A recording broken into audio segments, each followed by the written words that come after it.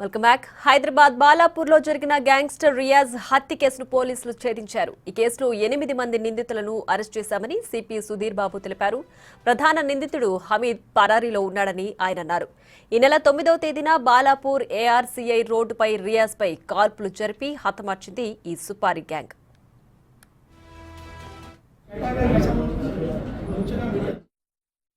13 లక్షలకు సుపారీ హత్య చేసినట్లు గుర్తించామని, నిందితుల నుంచి కంట్రీ మేడ్ గన్, 2 బుల్లెట్స్, 2 గొడ్డళ్లు, 1 కత్తి స్వాధీనం చేసుకున్నామని సిపి తెలిపారు.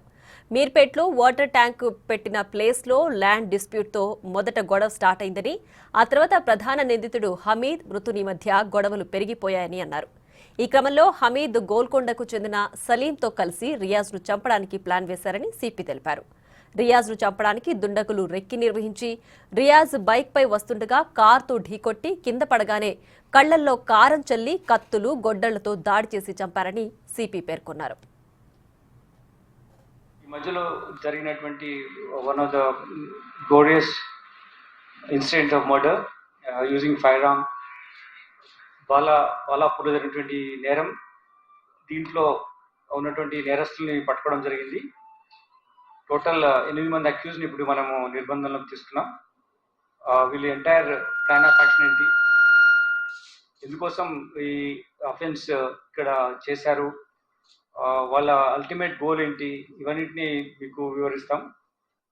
ముఖ్యంగా ఏంటంటే ఇది ఒక వాటర్ ట్యాంక్ పెట్టిన ప్లేస్లో ఉన్న వాటర్ ట్యాంక్ పెట్టిన ప్లేస్లో ఉన్న ల్యాండ్ డిస్ప్యూట్ వల్ల ఫస్ట్ ఎనిమాసిటీ డెవలప్ అయింది.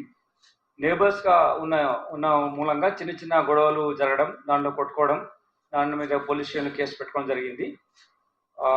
ఇప్పుడు దీంట్లో ఉన్నటువంటి కాజా రియాజుద్దీన్, ఆయనతో పాటు హమీద్, షేక్ మహమ్మద్ హమీద్, వీళ్ళిద్దరి మధ్యలో గొడవలు ఉండేవి.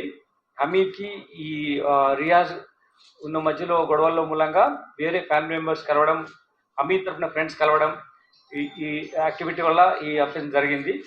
ఆ కారులో కూర్చొని వచ్చి ఫస్ట్ ఇతన్ని వెనుక నుంచి వచ్చి మోటార్ బైక్ మీద అతన్ని డాష్ చేస్తే పడిపోతే ఈ గొడ్డలి, దాని తర్వాత అది కత్తితో అతన్ని అటాక్ చేస్తారు. అటాక్ చేసిన తర్వాత ముఖం పైన అవి చాలా కొట్టిన తర్వాత అదంతా బ్లడీ అయింది, ఏరియా అంతా రక్తంతో నిండిపోయింది.